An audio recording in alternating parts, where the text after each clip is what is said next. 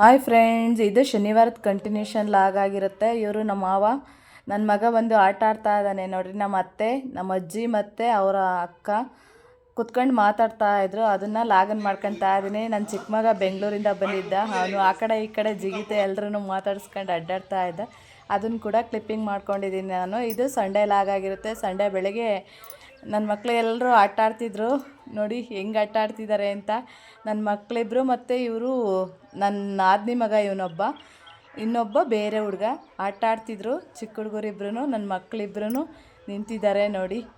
ಎಷ್ಟು ಚೆನ್ನಾಗಿ ಆಟ ಆಡ್ಕೊತಿದ್ರು ಅಂದರೆ ಮಳ್ಳಿ ಮೇಲೆ ತುಂಬ ಚೆನ್ನಾಗಿ ಆಟ ಆಡ್ಕೊತಿದ್ದು ನೋಡಿ. ನಮ್ಮ ಚಿಕ್ಕ ವಯಸ್ಸಲ್ಲಿದ್ದಾಗ ನೆನಪಾಯಿತು ನನಗೆ. ನಾವು ಇದೇ ಥರ ಆಟ ಆಡ್ತಿದ್ವಲ್ವ, ಉಪ್ಪು ಕಡ್ಡಿ ಆ ಥರ ಗುಬ್ಬಚ್ಚಿ ಮಾಡೋದು, ಆ ಥರ ಈ ಥರ ಗುಂಡಿ ತೋಡೋದು ಎಲ್ಲ ನೋಡಿ. ನನ್ನ ನಾದಿನಿ ಮಗ ಸಿಮೆಂಟ್ ಕಲರ್ ಶರ್ಟ್ ಹಾಕ್ಕೊಂಡಿದ್ದಾನಲ್ಲ, ಇವನು ನನ್ನ ನಾದಿನಿ ಮಗ.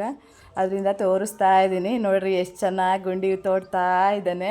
ಮತ್ತು ಅವ್ನ ಫ್ರೆಂಡ್, ಅವ್ನ ಕ್ಲೋಸ್ ಫ್ರೆಂಡ್ ಯಾವಾಗಲೂ ಜೊತೆ ಮಿಂಗಲ್ ಆಗ್ತಿರ್ತಾರೆ.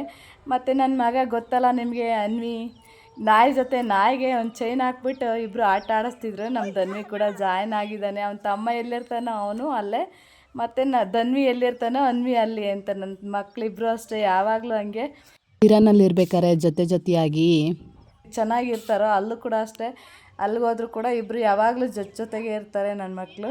ಮತ್ತು ಮಾತಾಡ್ತಿದ್ದಾನೆ ನೋಡಿ ನನ್ನ ನಾದಿನಿ ಮಗ, ಎಷ್ಟು ಚೆನ್ನಾಗಿ ಮಾತಾಡ್ತಿದ್ದಾನೆ. ಈ ರೀತಿ ನಾವು ಬರೋವರೆಗೂ ಕೂಡ ಆಟ ಆಡ್ತಾ ಇರ್ತಾನೆ. ನಮ್ಮ ಮನೆಗೆ ಬಂದುಬಿಟ್ರೆ ಮತ್ತೆ ಹೋಗೋದೇ ಇಲ್ಲ. ನನ್ನ ಚಿಕ್ಕ ಮಗ ಸ್ವಲ್ಪ ಹೊತ್ತು ಮಲಗಿದ್ದ, ಹಾಗಾಗಿ ನೋಡಿ ಎದ್ದಿದ್ದಾನೆ ಇವಾಗ. ಎದ್ಬಿಟ್ಟು ಗೇಟ್ ಇಟ್ಕೊಂಡು ಆಟ ಆಡ್ತಾ ಇದ್ದಾನೆ ಹಿಂಗೆ.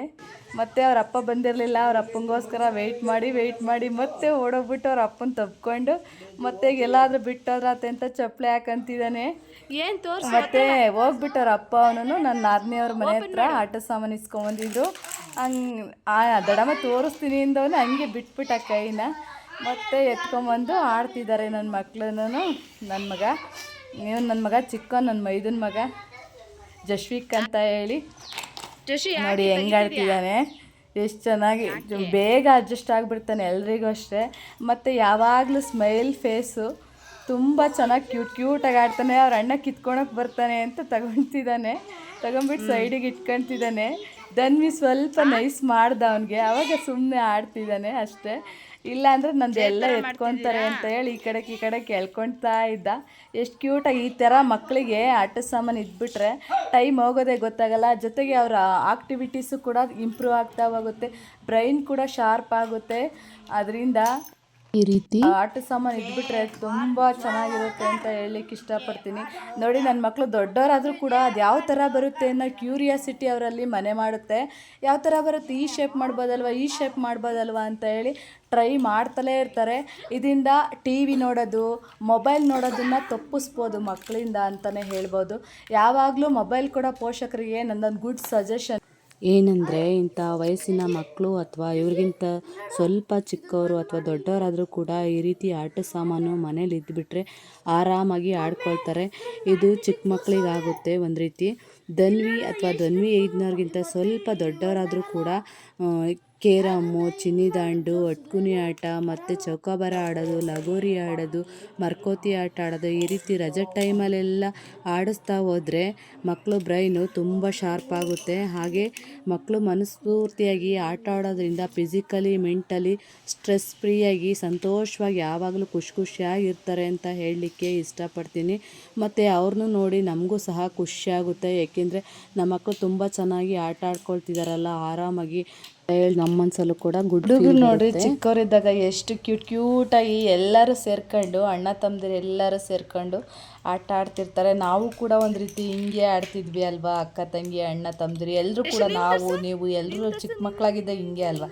ಬಟ್ ಬೆಳೀತಾ ಏನಂದರೆ ದೊಡ್ಡವರಾಗ್ತಾ ಒಂದು ರೀತಿ ದಾಯಾದಿಗಳು ಆಗ್ತಾರೆ. ಅದಕ್ಕೆ ಗಾದೆ ಮಾತು ಹೇಳಿದ್ದಾರೆ, ಹುಟ್ತಾ ಅಣ್ಣ ತಮ್ಮದಿರು, ಬೆಳೀತಾ ದಾಯಾದಿಗಳು ಅಂತ. ಅದಕ್ಕೆ ನೋಡ್ಬಿಟ್ಟೆ ಗಾದೆ ಹೇಳಿರ್ತಾರೆ ಹಿರಿಯರು ಅಂದ್ಕೊಂತೀನಿ. ನಿಜವಾಗ್ಲೂ ವೇದ ಸುಳ್ಳಾದರೂ ಕೂಡ ಗಾದೆ ಮಾತ್ರ ಸುಳ್ಳಾಗಲ್ಲ ಅದು ಹಂಗೆ. ಆದರೆ ನಮ್ಮ ಮನೇಲಿ ಮಾತ್ರ ಅದಕ್ಕೆ ತದ್ವಿರುದ್ಧ ಯಾವಾಗಲೂ ಅಷ್ಟೇ. ನಮ್ಮ ಮನೇಲಿ ಏನಂದರೆ ಅಣ್ಣ ತಮ್ಮದಿರು ಅವ್ರ ಮಾತನ್ನು ಇವ್ರು ತೆಗಿಯಲ್ಲ, ಇವ್ರ ಮಾತನ್ನು ಅವ್ರು ತೆಗಿಯಲ್ಲ. ಇವರು ಕೂಡ ಮುಂದಕ್ಕೆ ಅದೇ ರೀತಿ ಆಗ್ತಾರೆ. ನಮ್ಮ ಮನೆಯವರಾಗಲಿ ಅಥವಾ ನನ್ನ ಮೈದ ಆಗಲಿ ಒಬ್ರನ್ನೊಬ್ರು ಯಾವಾಗಲೂ ಬಿಟ್ಕೊಡಲ್ಲ. ಇವರು ಕೂಡ ಹಂಗೆ ಆಗಲಿ, ದೇವ್ರ ಹತ್ರ ನಾನು ಕೇಳ್ಕೊಳ್ಳೋದು ಇಷ್ಟೇ, ಇವರು ಕೂಡ ಅದೇ ರೀತಿ ಇರಲಿ ಅಂತ ಹೇಳಿ ನಾನು ಯಾವಾಗಲೂ ದೇವ್ರ ಹತ್ರ ಅಂತೀನಿ. ನಾವು ಹೇಗಿದ್ದೀವ ನಮ್ಮ ಮನೇಲಿ ಸೊಸೆದಿರು ಅವರು ಕೂಡ ಅದೇ ರೀತಿ ಬಂದಿರೋ ಸೊಸೆಯರು ಬರೋ ಸೊಸೆಯರು ಕೂಡ ಹಂಗೆ ಇರಲಿ, ಮತ್ತು ನಾವು ಅತ್ತೆರಾಗಿ ನಮ್ಮ ಅತ್ತೆ ಥರನೇ ಇರಲಿ ಅನ್ನೋದು ನನ್ನದೊಂದು ಚಿಕ್ಕ ಆಸೆ. ನಮ್ಮ ಮನೆಯವರಾಗಲಿ ನನ್ನ ಮೈದನಾಗಲಿ ಚಿಕ್ಕ ವಯಸ್ಸಿಂದ ಜಾಯಿಂಟ್ ಫ್ಯಾಮಿಲಿನಲ್ಲಿ ಬೆಳೆದಿರೋದಲ್ವ, ಹಾಗಾಗಿ ಅವರಿಗೂ ಕೂಡ ನಾವು ಬಂದಿರೋ ಸೊಸೆಯರು ಇದೇ ರೀತಿ ಅಡ್ಜಸ್ಟ್ ಮಾಡ್ಕೊಂಡು ಹೋದರೆ ಅವ್ರಿಗೂ ಕೂಡ ತುಂಬಾ ಖುಷಿ. ಅದರಲ್ಲಿರೋ ಖುಷಿನೇ ಬೇರೆ ಜಾಯಿಂಟ್ ಫ್ಯಾಮಿಲಿನಲ್ಲಿ ಅಂತ ಅಂದ್ಕೊಂಡು ಬೆಳ್ಕೊಂಬಂದಿರೋರು. ಸೊ ನಾವು ಅದೇ ರೀತಿ ಮುಂದುವರಿಸ್ಕೊಂಡು ಹೋಗ್ತಾ ಇದ್ದೀವಿ. ಏಕೆಂದರೆ ದೊಡ್ಡವರಿಗೆ ಬೆಲೆ ಕೊಡೋದಾಗಲಿ ಏನನ್ನಾಗಲಿ ನಾವು ಯಾವಾಗ ಮಾಡ್ಕೊಂಡು ಹೋಗ್ತೀವಿ, ಅವ್ರು ಕೇಳಿದ್ದಕ್ಕೆ ಜೋರಾಗಿ ರೆಸ್ಪಾಂಡ್ ಮಾಡೋದಕ್ಕಿಂತ ಹಂಗಲ್ಲ ಹಿಂಗೆ ಅಂತ ಹೇಳಿದ್ರೆ ಅವರು ಕೇಳ್ತಾರೆ. ನಾವು ಅವ್ರು ತಪ್ಪಾದರೆ ನಾವು ಸರಿ ಮಾಡೋದು, ನಾವು ತಪ್ಪು ಮಾಡಿದ್ರೆ ಅವ್ರು ಸರಿ ಮಾಡೋದು, ಯಾವಾಗ ಮಾಡಿಕೊಂಡು ಅಡ್ಜಸ್ಟ್ ಮಾಡ್ಕೊಂಡು ಹೋಗ್ತೀವೋ ಆವಾಗ ಅತ್ತೆ ಸೊಸೆ ಅನ್ನೋ ಭಾವನೆ ಬರಲ್ಲ. ಅಲ್ಲಿ ಅತ್ತೆ ಸೊಸೆ ಅಮ್ಮ ಮಗಳು ಇದ್ದಂಗೆ ಇರ್ತಾರೆ, ಮತ್ತು ಮಾವ ಸೊಸೆ ಅಪ್ಪ ಮಗಳು ಇದ್ದಂಗೆ ಇರ್ತಾರೆ ಅನ್ನೋದು ನಂದೊಂದು ಅನಿಸಿಕೆ. ನಮ್ಮ ಮನೆಯಲ್ಲಿ ಯಾವಾಗಲೂ ಇಷ್ಟೇ, ಅವ್ರದ್ದೇನಾದರೂ ಮಿಸ್ಟೇಕ್ ಆದಾಗ ಡೈರೆಕ್ಟಾಗಿ ನಮ್ಮ ಮನೆಯವರಾಗಲಿ ಅಲ್ವಾ ನಮ್ಮ ಮೈದ ಆಗಲಿ ಹೇಳ್ತಾರೆ. ಸೊ ಅದರಿಂದ ಎಲ್ಲ ಪ್ರಾಬ್ಲಮ್ಸು ಕ್ಲಿಯರಾಗಿ ಆಗುತ್ತೆ ಆವಾಗಲೇ. ಸೊ ಅದರಿಂದ ಯಾವುದೇ ಜಗಳ ಮತ್ತು ಮನಸ್ತಾಪ ಇಲ್ದಲೆ ಆವಾಗಲೇ ಮುಗ್ದೋಗೋದ್ರಿಂದ ಎಲ್ಲ ಸಮಸ್ಯೆಗಳು ಬಗೆಹರಿಯುತ್ತೆ. ಚಿಕ್ಕವರಾಗಲಿ ದೊಡ್ಡವರಾಗಲಿ ತನ್ನ ತಪ್ಪನ್ನು ಅರ್ಥ ಮಾಡಿಕೊಂಡು ಯಾವಾಗ ಕ್ಷಮೆ ಕೇಳ್ತಾರೋ, ಅಥವಾ ದೊಡ್ಡವರಾದರೆ ಕ್ಷಮೆ ಕೇಳಲಿಲ್ಲ ಅಂದ್ರೂ ಪರವಾಗಿಲ್ಲ, ತನ್ನ ತಪ್ಪು ತನಗೆ ಅರ್ಥದಾಗ ಬಿಡಮ್ಮ ಹೋಗ್ಲಿ ಅಂತ ಹೇಳ್ತಾರೋ, ಅಥವಾ ಚಿಕ್ಕವರು ನಮಗೆ ಬಿಡಮ್ಮ ನನ್ನದೇ ತಪ್ಪಾಯಿತು ಅಂತ ದೊಡ್ಡವ್ರಿಗೆ ಯಾವಾಗ ಹೇಳ್ತಾರೋ, ಇಷ್ಟೊಂದು ಪ್ರಾಬ್ಲಮ್ ಅಂದರೆ ತುಂಬ ಪ್ರಾಬ್ಲಮ್ ಇದ್ದರೂ ಕೂಡ ಆ ಮನೆಯಲ್ಲಿ ಸಾಲ್ವ್ ಆಗ್ತಾ ಹೋಗುತ್ತೆ. ಮತ್ತು ಗಂಡಸ್ರಿಗೆ ಏನು ಗೊತ್ತಾ, ಆ ಟೆನ್ಷನ್ನು ತಪ್ಪೋಗುತ್ತೆ. ಹೆಂಗಸ್ರಿಂದ ಅರ್ಧ ಕಿರಿಕಾಗುತ್ತೆ ಗಂಡಸರಿಗೆ. ಸೊ ಇದೆಲ್ಲ ಪ್ರಾಬ್ಲಮ್ಸು ಸಾಲ್ವ್ ಆಗುತ್ತೆ, ಮತ್ತು ಟೆನ್ಷನ್ ಇಲ್ದಂಗೆ ಟೆನ್ಷನ್ ಫ್ರೀಯಾಗಿ ಹೊರಗಡೆ ಆಗಲಿ ಅಥವಾ ಮನೆ ಒಳಗೆ ಬಂದಾಗಲಿ ನೆಮ್ಮದಿಯಾಗಿರ್ತಾರೆ. ಅಲ್ಲಿಂದ ಊರಿಂದ ಹೊರಟ್ವಿ, ಊಟ ಮಾಡ್ಕೊಂಡು ಹೊರಟಾದ್ಮೇಲೆ ನೋಡಿ ಗ್ರೀನರಿ ಎಲ್ಲ ನೋಡ್ಕೊಂಬಂದ್ರಲ್ವಾ. ನಾನು ಸ್ವಲ್ಪ ಮಾತಾಡ್ತಿದ್ದರಿಂದ ಅದ್ರ ಬಗ್ಗೆ ಹೇಳೋಕ್ಕಾಗಲಿಲ್ಲ. ಮತ್ತು ಇದು ಸ್ಟ್ಯಾಚು ನೀವು ನೋಡಿರ್ತೀರ, ಬಸವಣ್ಣ ಸ್ಟ್ಯಾಚು ನಾನು ಮಸ್ತ್ ವಿಡಿಯೋಗಳಲ್ಲಿ ಸೆಂಡ್ ಮಾಡಿರ್ತೀನಿ. ಮತ್ತು ಇದು ಬಂದು ಹೇಮಾವತಿ ಎಂಟ್ರೆನ್ಸು ನೋಡಿದ್ರೆ ಆಲ್ರೆಡಿ ನಾವು ಹೋಗ್ತಾ ಇದ್ದೀವಿ. ದೇವರು ಯಾವಾಗಲೇ ಬರಲಿ, ಇಲ್ಲಿಗೆ ಬಂದಿದ್ದ ತಕ್ಷಣ ನೆನಪಾಗುತ್ತೆ ಇಲ್ಲಿಗೆ ಬಂದಿದ್ದ ತಕ್ಷಣ. ಹಾಗಾಗಿ ಹಾಡು ಹೇಳ್ತಾ ಇದ್ರೆ ಹಾಡು ಇಷ್ಟ ಆಯ್ತಾ ಪ್ಲೀಸ್ ಒಂದು ಲೈಕ್ ಮಾಡಿ. ನೀವು ಕಮೆಂಟ್ ಆಗಲಿ ಅಥವಾ ಲೈಕ್ ಆಗಲಿ ಮಾಡಲಿಲ್ಲ ಅಂದರೆ ನನಗೂ ಕೂಡ ನನ್ನ ವೀಡಿಯೋಸ್ ಹೇಗೆ ಬರ್ತಿದೆ ಅಂತ ಗೊತ್ತಾಗಲ್ಲ. ಪ್ಲೀಸ್ ಕಮೆಂಟ್ ಮಾಡಿ. ಮತ್ತು ಅಲ್ಲಿಂದ ವೀಡಿಯೋಸ್ ಏನು ಮಾಡಲಿಲ್ಲ, ವಿಡಿಯೋ ಲೆಂತಿ ಆಗುತ್ತೆ ಅಂತ ಹೇಳಿ ಮತ್ತೆ ಬರ್ಗೂರಿಗೆ ಬಂದ್ವಿ. ನೋಡಿ ಇದು ಬಂದು ಹೆಸರಾಂತ ಸಾಹಿತಿ ಬರ್ಗೂರು ರಾಮಚಂದ್ರಪ್ಪ ಅವರ ಬಿಲ್ಡಿಂಗನ್ನು ಕನ್ಸ್ಟ್ರಕ್ಷನ್ ಮಾಡ್ತಿದ್ರು, ಹಾಗಾಗಿ ಅದನ್ನು ಕೂಡ ಕ್ಲಿಪ್ಪಿಂಗ್ ಮಾಡ್ಕೊಂಡಿದ್ದೀನಿ. ಇಷ್ಟ ಆಗಿತ್ತು ಫ್ರೆಂಡ್ಸ್ ಇವತ್ತಿನ ಕ್ಲಿಪ್ಪಿಂಗ್. ವಿಡಿಯೋ ಇಷ್ಟ ಆಯಿತಾ ಪ್ಲೀಸ್ ಆಗಿದ್ದರೆ ಒಂದು ಲೈಕ್ ಮಾಡಿ, ಶೇರ್ ಮಾಡಿ, ಸಬ್ಸ್ಕ್ರೈಬ್ ಮಾಡಿಕೊಂಡು ಸಪೋರ್ಟ್ ಮಾಡಿ ಫ್ರೆಂಡ್ಸ್. ಹಾಗೆ ಪಕ್ಕದಲ್ಲಿ ಕಮೆಂಟ್ ಕೂಡ ಬರೀರಿ ಅಂತ ಹೇಳ್ತಾ ಈ ಲಾಗ್ನ ಎಲ್ಲಿಗೆ ಎಂಡ್ ಮಾಡ್ತಾ ಇದ್ದೀನಿ ಫ್ರೆಂಡ್ಸ್. ವಿಡಿಯೋ ನೋಡಿದ ನಿಮಗೆಲ್ಲರಿಗೂ ಕೂಡ ಧನ್ಯವಾದಗಳು.